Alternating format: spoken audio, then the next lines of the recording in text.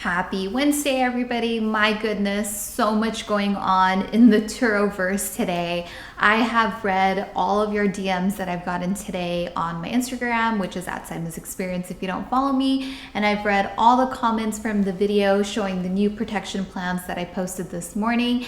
And today's video is going to break down the protection plans, and hopefully I'm going to do my best to offer you guys my perspective and the direction that I think as a marketplace we should head into, and the direction that I'll personally be heading into. So a lot going on, and thank you everyone for the questions and the comments so far. And I definitely look forward to hearing from you all in the comment section on this video. Now, before I begin, there is a link in the description that links you out to Turo's website, where it has all the details of the new protection plan. And as always, you have to read the details. Please go through that link, read all the fine details, and have a thorough understanding of what your coverage is. Doesn't matter what plan you're going to be on, you just want to know exactly what's covered, what's not, and how to prepare yourself for those things so that you're not caught by surprise when you go to file a claim, okay? So please do that. The updated link with the new insurance protection packages is in the description below. So check it out and maybe even open it up if you want to follow along with this video. Okay, so why did the cost go up of our protection packages? Now, on the face of it, you know, there's some obvious reasons, of course. One is Turo probably wants to maintain their cost of doing business and bring down the cost of their claims. And then second, you know, push hosts to also resolve directly with the guests on smaller claims. So, you know, the smaller damages like curb rash and things like that, you know, make that a little more of an effort as a host to resolve directly with your guest. Now, as of right now, Turo does not offer a system to help you resolve with your guests directly. So it's something that you kind of have to figure out for your own. But I wouldn't be surprised if in the near future they do have something that goes through their system to kind of make that a little bit more easier and kind of make it look more legit with your guest. Right now, one of the updates that they did when you file a claim, let's just say you want to try to resolve it with your guests and avoid paying one of the new deductibles on the new protection plans. What they did was you can file the claim through Turo, and at the end of it, you can select resolve with guests directly. And this kind of gives you a secondary layer of protection. So Turo will now give you 20 days to try and resolve the claim directly with your guest. Let's just say your guest is unreasonable and it's not working out and they won't pay for the damages, whatever the case might be. Within that 20-day period, you can go and revert back to your Turo protection plan and have them resolve it if you cannot work it out with your guests. So it's kind of nice to have that option. Previously, I believe that used to be a 10-day period, and now they've extended that to 20 just to give you ample time to work it out with your guests. So one of the things that I'll really be focusing on is kind of systemizing how to resolve issues directly with a guest in a very professional manner, and to just really have a nice process for it. So one, it seems legit to the guest, and two, there's just that ease and, you know, hopefully not have it be too time consuming. Now, I already know that there's a lot of you out there who already resolve directly with their guests or try to do it as often as possible. And if you have some tips that you can share with the community, that would be great if you could do so under this video. And then in the future, I'll be making another video with the system that I come up with, and hopefully that'll be helpful to all of you.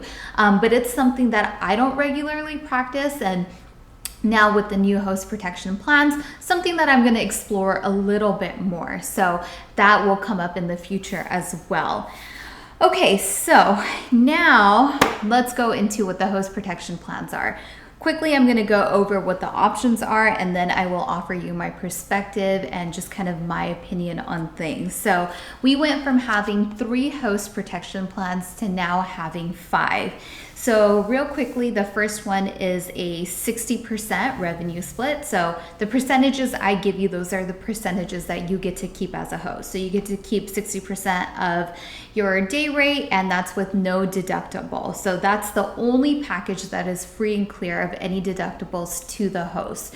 Now remember, it does not matter if your guest is at fault or whatever happens, you are still responsible for that deductible as a host, okay?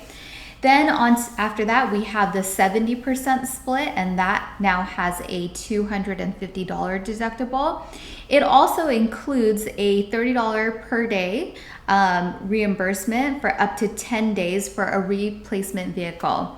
Now, I'm not 100% sure, but I'm pretty positive that if you have, I think it's more than 1 or 2 vehicles, then this does not apply to you, because that means you technically have another vehicle that you potentially could drive as long as it's not rented out. But I'm not sure on that, so don't quote me on that. I do know that that's how it used to be. I'm not sure if it's still going to be like that with the new protection plans. I believe I couldn't find the details under the link, but if someone has a correction on that, please chime in. Okay, the next package is the 75% split, and that has a $750 deductible. Then there's the 80% split, which has a whopping $1,625 deductible. And then finally, the fifth package is the 85% split, which has a $2,500 deductible. Now, the difference being that currently the 85% split had a $3,750 deductible, but Turo would cover the first 20% of that. So if you had some damages that ended up being, say, $500, they would cover 20% of that. So you would at least get $100 out of that, and then you'd be responsible for the rest of it. So for those of you that are on the basic package right now, this might be a good thing for you because that deductible went down, but then the give and take being that you lose that first 20% that they cover of the old deductible to $3,750. So good or bad, I don't know, kind of depends on your situation. Okay, so while I jump into this, I had a lot of the same thoughts that a lot of you guys had out there. You know, I think the sentiment is that overall people are not happy about the new deductibles.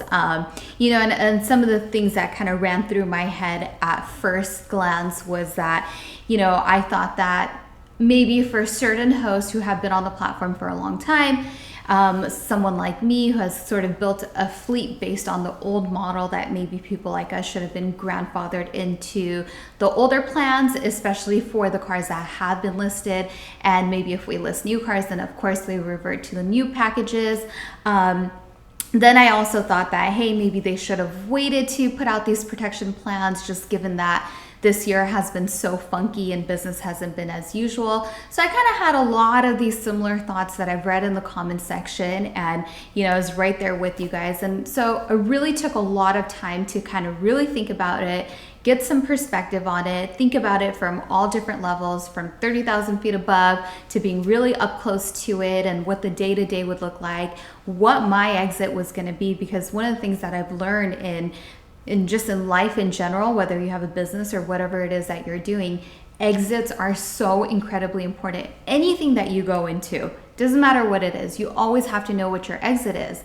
And an exit doesn't necessarily mean that you're getting out of something permanently, but it's being able to pivot. It's being able to reposition yourself and afford yourself choices and know what your options are should things change, just like this. So, you know, that's what I've been thinking about today. Like, okay, what is my exit out of the position that I'm in right now? And for those of you that I have asked, I'm currently on the standard protection plan. So I have no deductible, and the split is the 70%. And so what's my exit from this position that I'm in right now into the new position with these new protection plans? And after giving it some thought, here's the conclusion that I kind of came to looking at the marketplace from as a whole, and kind of what I would like to see the future of the marketplace to be. What I think, in my opinion, is that as an entire marketplace, the goal really should be for hosts to be on that 60% protection plan with no deductible. And we should increase our prices, right? We should bring up the quality in the marketplace. We should increase prices, and that will bring up the quality of the renters, because that is a huge pain point, is having bad renters who thrash your cars. And then on top of that, if your cost is high too, it becomes very difficult to maintain that. And right now, I like that experience of not having a deductible. I've been on all the different on all the different plans before. And sometimes having that deductible just plays too much of a variable because you just don't know how many claims you could end up having in a given time frame, right?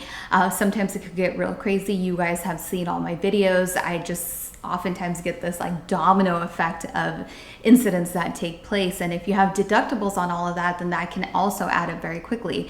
So, and also given the sort of business climate that we're in right now, where business is not as usual. So I think it's very important to lower and eliminate risk as much as possible. And you want to eliminate those variables so that you can really anticipate what your business is going to look like.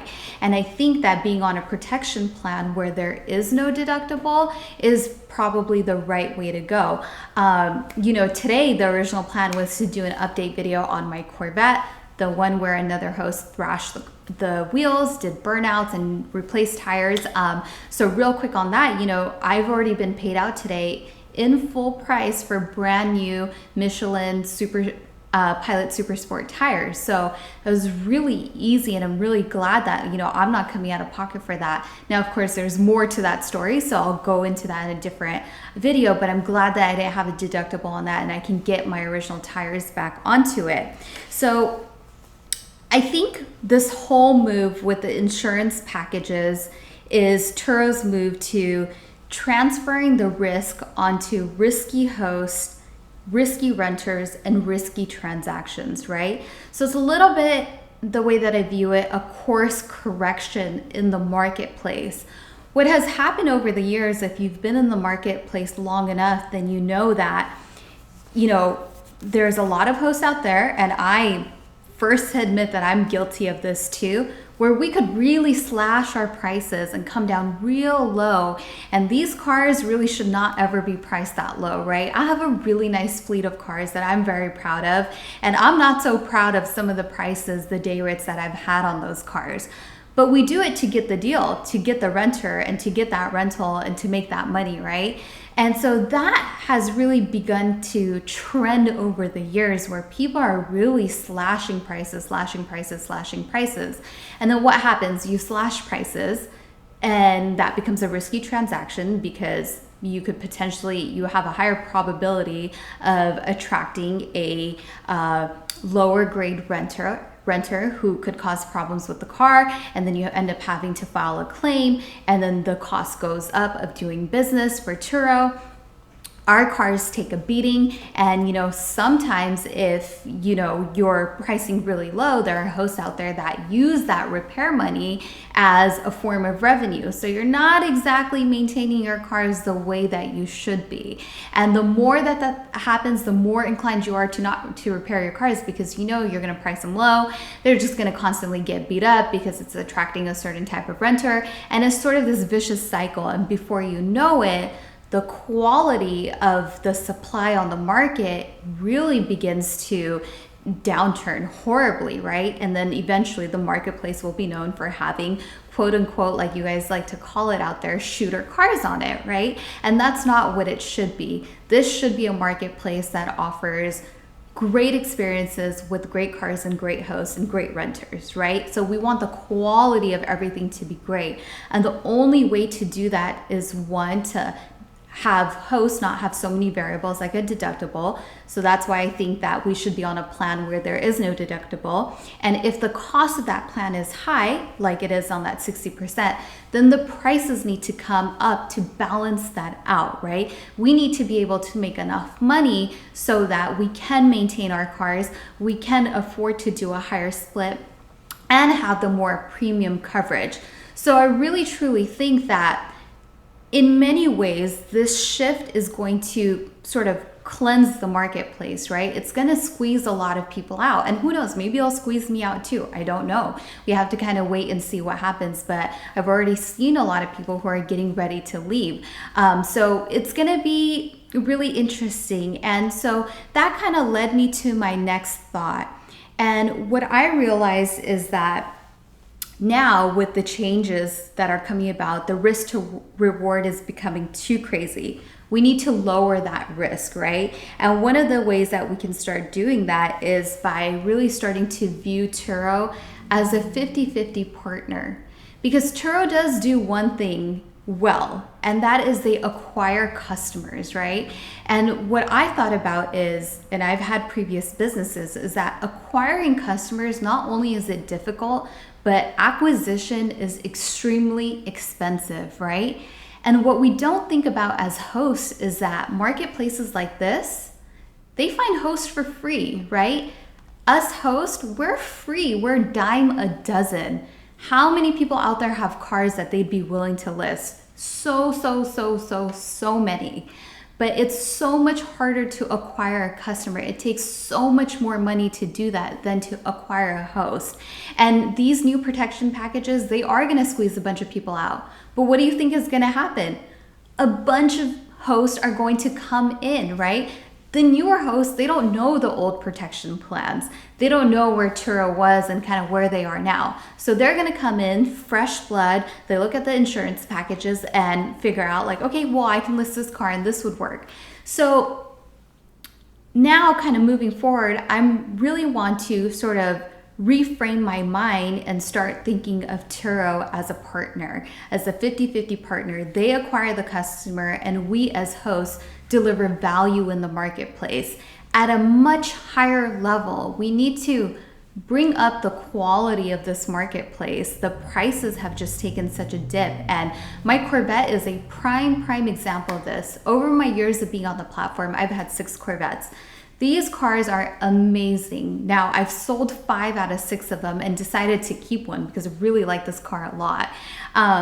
And when I first started listing this car, I would have this car priced at like 170, 172, 175, and I would get it all day long. All day long, people would pay for it, right?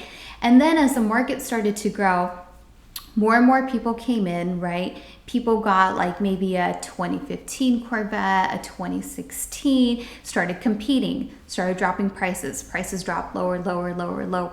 And I started renting some of these cars, and I've noticed that, you know, they drive like crap. People are not maintaining their cars as they begin to lower their pricing because they're not making as much money. So you're not motivated to take care of these cars. And even for me, the price on my Corvette really dropped, right? I mean, the suggested price right now on my 2017 Corvette Stingray is between $70 to $80.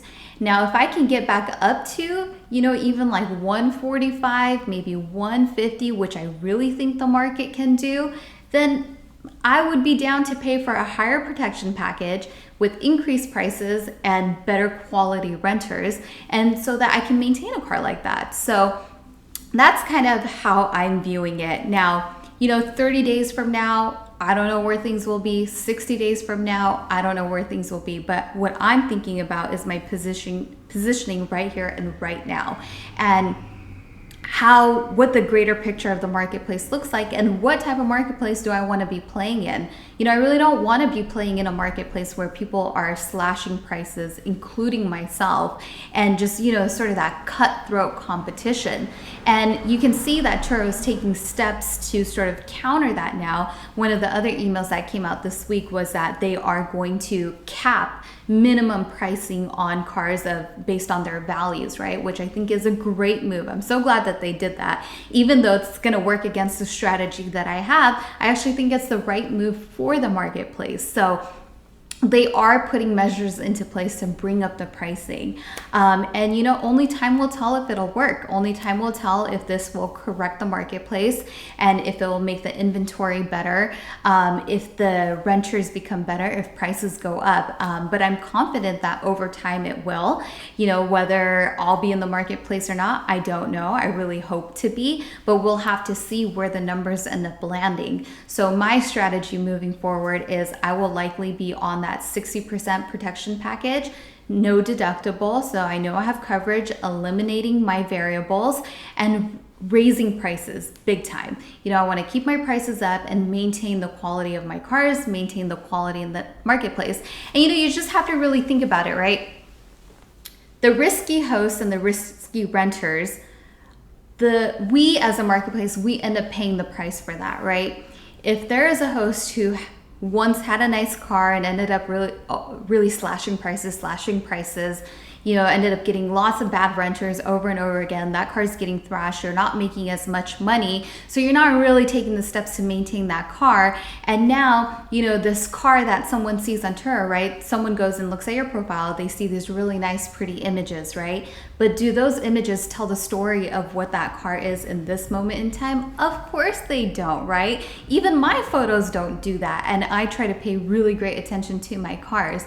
And so when that renter goes to pick up that car and they see this car that's beat up, dented up, scraped up, curb rash rims, messed up interiors, not clean, it affects the quality of that marketplace. This person's not coming back. They had a bad experience.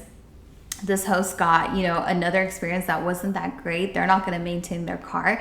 And that takes away from quality renters coming back to the marketplace. And for hosts like us, getting better people at better prices, because their perception is, oh, well, I see this car and it looks all nice in photos, but when you get there, it's not actually what you see in the pictures. It's actually quite beat up and quite abused. So, we really have to think about the quality and the value that we offer. And, hopefully Turo continues to do a better and better and better job at acquiring renters, right? So that's sort of their end of the bargain. Our partnership with them is they bring the customers and we service them. So increase prices, better quality, better renters, less problems, better maintained cars. That is the goal. That's the marketplace that I want to be in. And that's sort of how I'm repositioning myself. So we'll see. We'll see how it goes. I will continue to post updates on how my insurance packages are playing, how, business looks on the grand scheme of things with making the shift. And also, if you are, trying to figure out which insurance package you'll be on, you have till July 31st to do that. And if you don't, they'll automatically revert it to whatever package is closest to the one that you're currently on. So, definitely something to think about. This is just one person's perspective. But I really, after thinking about it for quite some time, really truly believe in this perspective that I have, and that is how I'm going to be repositioning myself. So hopefully this offers some guidance to you guys. This is the way that I'll be moving. Let me know what you guys think, where you guys are at with the new protection plans, which plans you're going to be going with, and how you foresee the future to be. So on that note, that is it for me. I have so much other stuff that I want to talk about. A lot has happened. I want to go over the Corvette claim. I want to go over some of the new products that Turo has put out, like getting certified for cleaning and things like that. So I'll have that in the upcoming videos, but this was just my little tidbit on my perception of the new protection plans. All right, guys, thank you so much for watching. Hopefully you find some value in this, and I'll talk to you guys soon. Bye, guys.